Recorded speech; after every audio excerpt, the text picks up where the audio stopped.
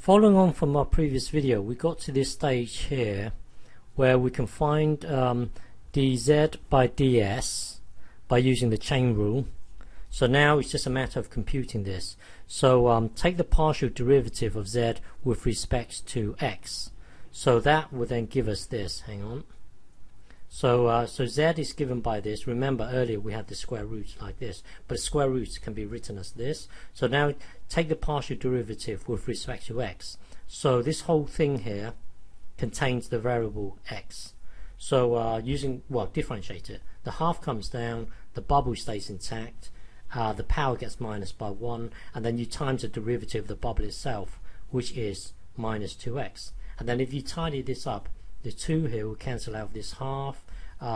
This is, well, blah blah, it will then give you this. So the derivative is given by this. So we can put it into here.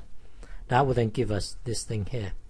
And then we've got to multiply it by dx by ds. So going back to here, dx by ds is really this thing here. Remember, we abandoned t. And we are going to use s. So s, hang on, s and s. So hang on. So looking at this, we've got to find dx by ds. Dx by ds is really this thing here. So we can put it into here. That will then give us this thing here. And then differentiate z with respect to y.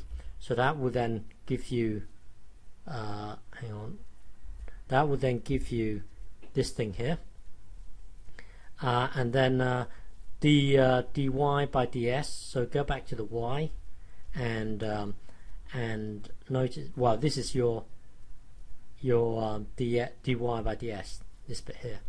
So we are currently here.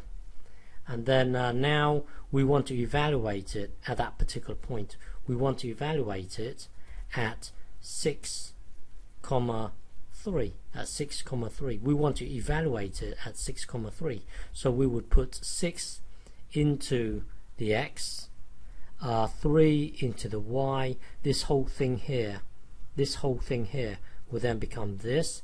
Put it into here. This whole thing here would become this. And then tidy up the whole thing.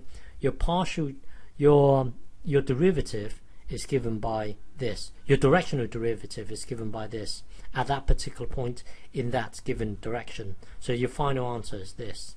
Okay. So going back to here, hang on. Going back to here. Next time, a quick way of doing this is to do this. Hang on. So next time, when you get to this stage here. When you get to this stage here, this whole thing here can be rewritten as this. So when you take the dot product of one thing with another thing, you will in effect get this times this, which is this thing here, and then plus this times this. That's this thing here.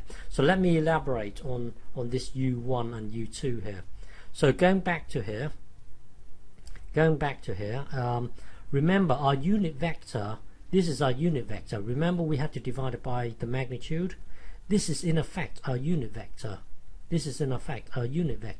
So the unit vector can be written as this, u1, the x component, and the y component. So when you divide it by 5, this is your unit vector here. This is u1 and this is u2. So going back down here, when you get to this stage here, you can rewrite it as this. And we are, because we're going to use this so often in the future, we are going to assign a name to this. We are going to call it grad z. And this is a unit vector where the x component of a unit vector is u1, the y component will be u2. So next time all we have to do is find this thing here called grad z, and then take the dot product of grad z with our unit vector. So in effect, hang on, this is a mistake. So next time when we compute it, just work out grad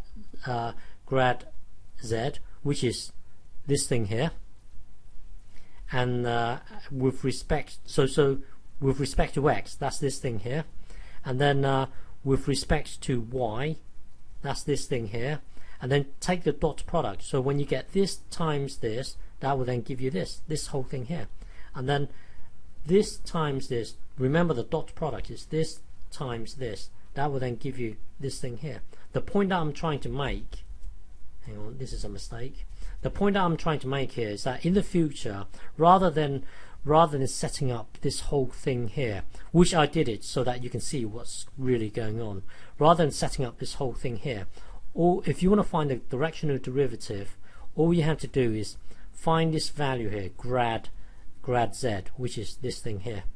So take the partial derivative with respect to x, take the partial derivative with respect to y, and then take the dot product with our unit vector. So from this, extract our unit vector, take the dot product, and it will take you to here straight away. Okay? Well, anyway, our final answer is given by this. In the future, we are just going to jump to here, as opposed to going through the whole process. Okay?